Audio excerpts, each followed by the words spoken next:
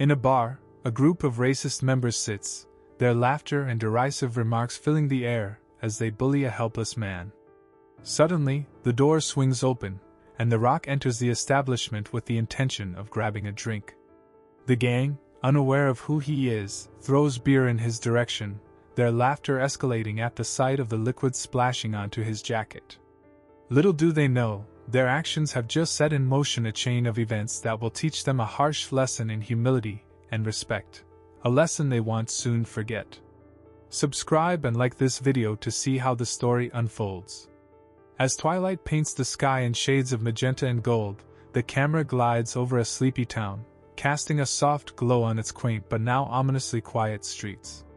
Amidst the tranquility, a neon beacon beckons us to the rusty Anchor Bar, where the mood shifts. The shadowy interior reveals a gathering of hardened bikers, the notorious Iron Wolves. Their boisterous jeers fill the room, the air thick with a tension that keeps the other customers huddled in their seats, fear and apprehension radiating from their tense expressions. The gentle sound of the swinging door announces the arrival of a formidable figure. The Rock strides in, his presence dominating the space as he stands at the threshold of the bar, his piercing gaze commanding attention. The rough edges of his leather jacket are a fitting addition to his hardened demeanor. Like a heavy fog, silence settles over the room as the Iron Wolves and their captive audience direct their gazes toward the new arrival. In measured steps, The Rock navigates the treacherous terrain, his footsteps echoing with purpose as he confidently approaches the counter, his eyes surveying the scene with a watchful composure. The bartender, recognizing the danger presented by the unexpected visitor, nervously greets The Rock with a wavering tone that betrays his apprehension. "What'll it be?" he asks, his fingers clenching the bar rag with a white-knuckled grip, a nervous tick revealing his internal turmoil. The question hangs in the air, a moment of uncomfortable silence broken only by the sound of breath being held. The attention of the bar is now focused squarely on the precarious exchange. A smirk flickers across The Rock's lips, his smile revealing the hint of a potential threat, like a wolf baring its teeth in a playful warning. "Just water," he responds, the seemingly innocuous request carrying a deeper meaning, suggesting a level of control and self-assurance in this tense environment. The water, a strategic choice representing both control and clarity, flows into a glass, the ice cubes clinking against the sides, the sound piercing the silence of the bar. The Rock's measured sips are a silent taunt, his eyes lingering on the gang members, a quiet challenge hanging in the air. Travis, his swagger befitting a man accustomed to unchallenged control over his territory, scans The Rock with a smirk that borders on disdain. His leather vest, emblazoned with the gang's insignia, stretches taut over his bulky frame, a visual representation of the brute force at his disposal. Well, he drawls, his tone brimming with overconfidence as he sizes up the new arrival.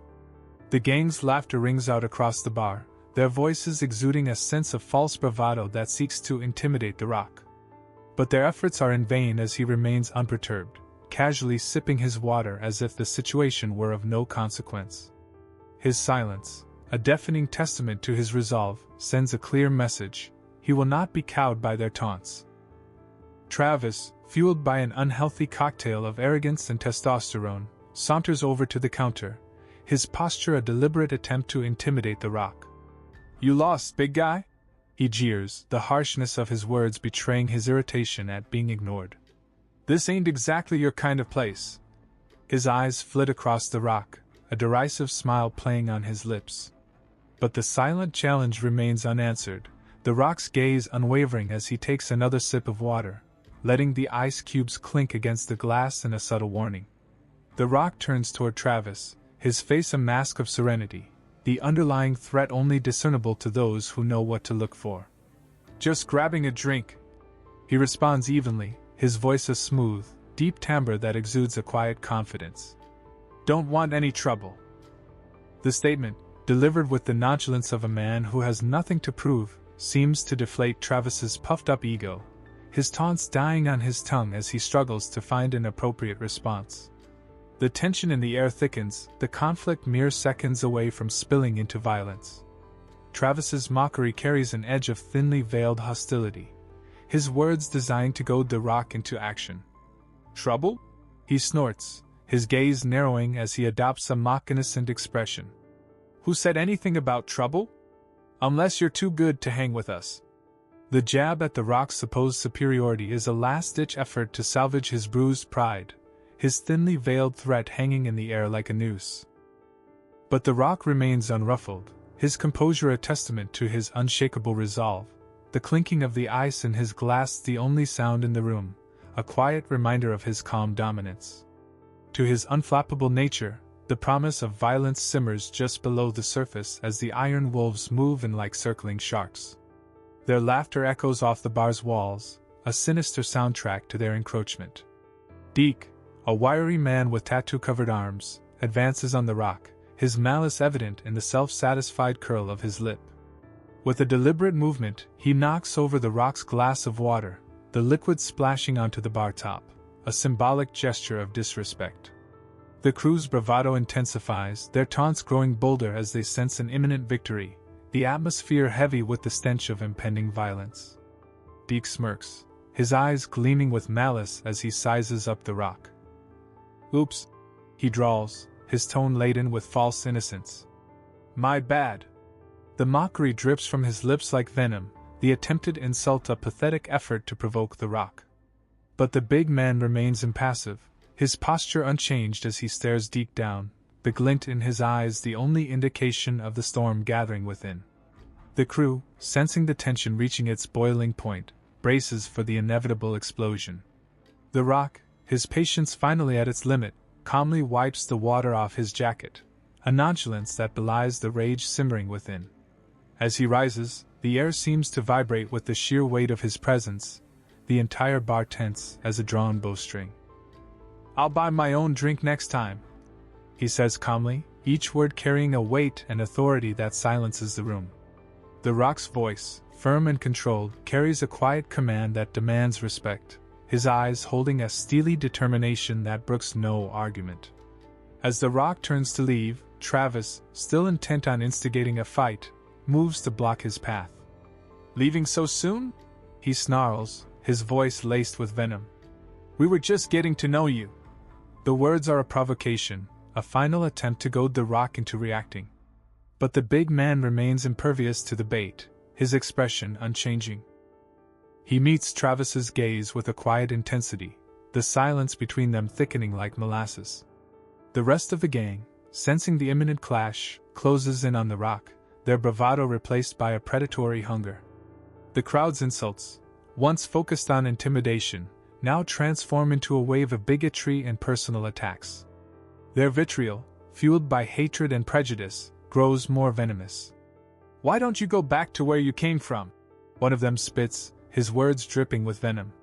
"You think you're too good for us? What are you going to do, cry to your daddy?" another taunts. Their jeers escalate as they perceive the rock's silence as weakness. But beneath his seemingly calm exterior, a storm rages, the fury within him building with every word. Travis, emboldened by the gang's support, steps closer to the rock, his sneer morphing into a grin that radiates malice. "What's the matter?" he snarls, his words a mockery of friendship. "Can't take a joke?" The question is a final, desperate effort to provoke the rock, a last-ditch attempt to maintain control over the situation. But the words fall on deaf ears as the rock's temper finally reaches its boiling point.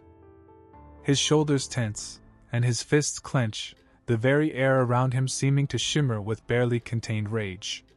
As the confrontation reaches its crescendo, the bartender, sensing the gathering storm, steps forward in a desperate bid to defuse the situation. "Guys, leave him alone," he pleads, his voice tinged with fear. "He hasn't done anything." But his words fall on deaf ears, drowned out by the escalating tension that crackles in the air. The gang, their adrenaline pumping, ignores the bartender's warning, their eyes fixed on the looming figure of the rock, a predatory gleam in their eyes. Travis, his temper frayed, snaps at the bartender. "Shut it, Sam," he growls, his words dripping with disdain. "This ain't your business." His harsh tone quells any further protest from the bartender, the man slinking back to his position behind the bar, his face a mask of resignation. The warning unheeded, The eyes of the crowd return to the rock, the air thick with anticipation as they wait for the inevitable explosion. The rock's voice, still deceptively calm, is tinged with a quiet menace that sends a chill through the air. "I don't want any trouble," he states, his words a final plea for peace. "But if you keep pushing," he continues, the dangerous edge in his voice now unmistakable, "you're not going to like what happens next." The threat is delivered with ruthless conviction, a silent promise that spells doom for anyone foolish enough to ignore it. The gang, their fear rising, steps back ever so slightly, their bravado now tempered by a newfound respect for the quiet giant in their midst. Emboldened by their perceived advantage, they break into a chorus of laughter, mocking the rock's threat. Their chuckles, once shrill and piercing, dissolve into awkward silence as the rock's stony expression fails to falter. His silence only adds to the growing unease, a palpable tension hanging in the air like a coiled spring ready to snap. Stretching between the two factions is a metaphorical taut wire that could snap at any moment. The laughter dies a quick death, the gang's bravado faltering in the face of the rock's unrelenting composure. Travis, his recklessness fueled by his peers' support, takes a step forward and shoves the rock with a violent push. The momentum sends the rock back a step, and the gang, quick to capitalize on the perceived weakness, circles around him like a pack of wolves surrounding their prey. "What are you going to do, big guy?" Travis taunts, his eyes alight with dangerous glee. The words hang in the air, thick with venom and derision. But the rock's expression remains unchanged, his eyes hard as flint as they study his attackers with the calm precision of a seasoned warrior. The rock effortlessly evades the wild punch thrown by one of the gang members. In a blur of movement, he grabs the man's arm, his large, powerful hands maneuvering it into a painful hold. The man cries out, his face contorting in agony as the rock twists his arm behind his back. The ease with which the rock disables his attacker sends a shockwave of fear through the remaining gang members, their bravado giving way to primal terror as they realize the full extent of the danger they are in. With a cold, menacing calm, the rock's voice echoes throughout the bar. "I warned you," he intones, his words a brutal reminder of their folly. His gaze remains unflinching as he surveys the remaining gang members, the growing horror in their eyes a testament to the realization of their own imminent doom.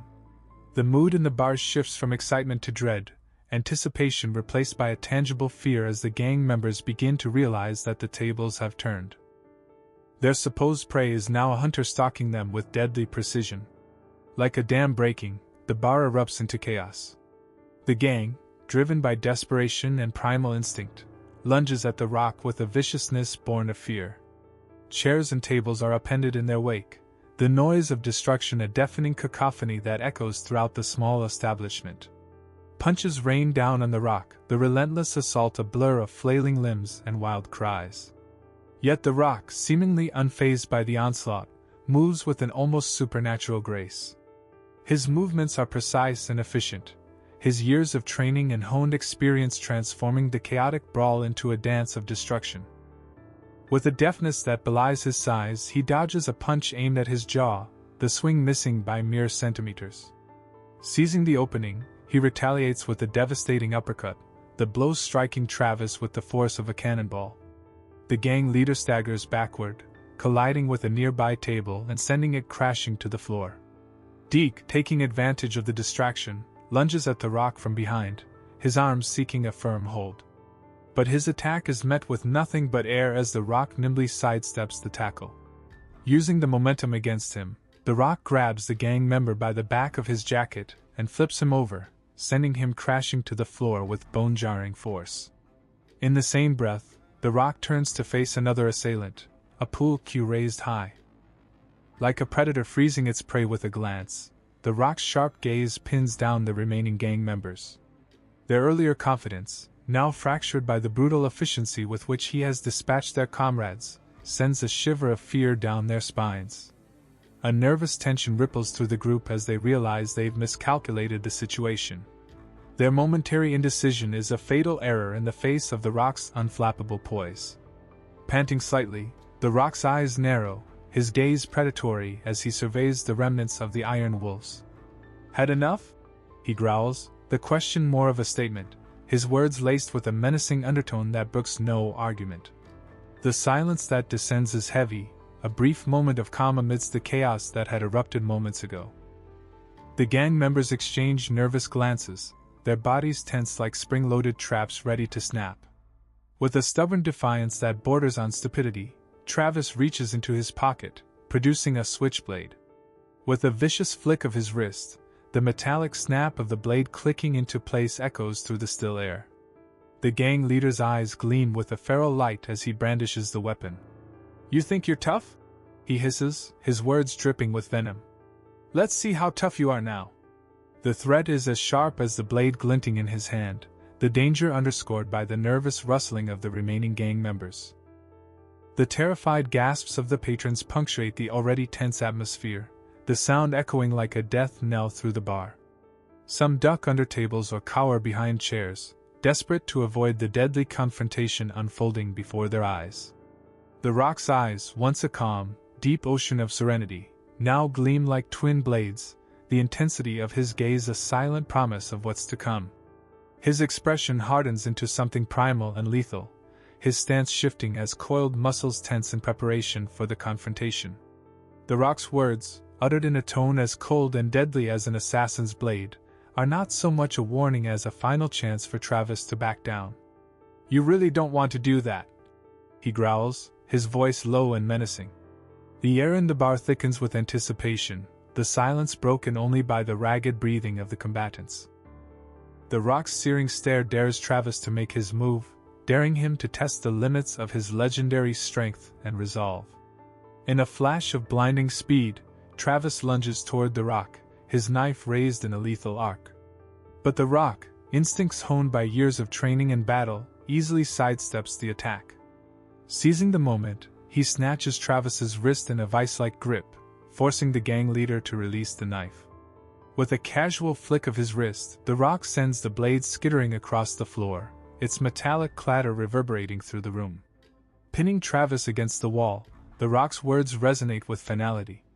"This ends now," he declares, his voice reverberating like a commandment from a vengeful god. The Rock's face, a mask of icy determination, mirrors the cold resolve of his words. His eyes lock onto Travis's, his body rigid with power and control. His presence suffocates the room, an all-consuming force that leaves no doubt about his authority. As he declares the end of this violent chapter, the devastation around them speaks volumes. The bikers, scattered across the floor like broken dolls, lie amidst the debris, a testament to the superiority of the Rock's strength and skill. His victory complete, the Rock's attention shifts to the bartender. His imposing figure softens as he approaches the counter, pulling a wad of cash from his pocket. "This should cover the damages," he says, a compassionate glint in his eye revealing a stark contrast to the warrior who had just laid waste to the Iron Wolves. The bartender, overwhelmed with gratitude, speaks with heavy appreciation. "Thanks," he utters, his tone awash with relief. "You didn't have to do that." The bartender's expression is a mix of wonder and disbelief as he accepts the cash, his mind struggling to reconcile the brutal enforcer of justice with the compassionate soul before him. "I mean, you've done enough already," he adds, his voice trembling slightly. Sensing the bartender's unease, the Rock offers a kind, reassuring smile. "Not your fault," he says, his voice a soothing balm. "Thanks for trying to help." The simple gesture speaks volumes, dispelling any lingering doubts about the Rock's true nature. In this moment, he is no longer the brutal avenger but a man with a heart as big as his biceps, a gentle soul masked beneath the granite exterior. With a final nod of gratitude to the bartender, the Rock turns to leave, his imposing figure silhouetted against the doorframe. Before he departs, the patrons, once cowering in fear, erupt into a chorus of cheers. Their voices, loud with admiration and gratitude, form a cacophony of clapping and hollering. It is a gesture of thanks for the hero who stood up to the tyranny of the Iron Wolves. The Rock, his expression solemn, offers a slight nod, accepting their praise with the quiet dignity of a man who understands his place in the world. Word of the epic encounter spreads like wildfire through the town, the story of the Rock's heroism growing more legendary with each retelling. Newspapers, hungry for a juicy headline, splashed the story across their front pages, painting The Rock as a modern-day hero who toppled an oppressive regime. For the Iron Wolves, the defeat is a crushing blow, their once menacing reputation now a punchline in the community. As the sun dips below the horizon, painting the sky in fiery orange hues, The Rock climbs into his vehicle. He pauses for a moment, savoring the victory and the impact he has made. A small smile plays on his lips as he starts the engine, his eyes fixed on the open road ahead.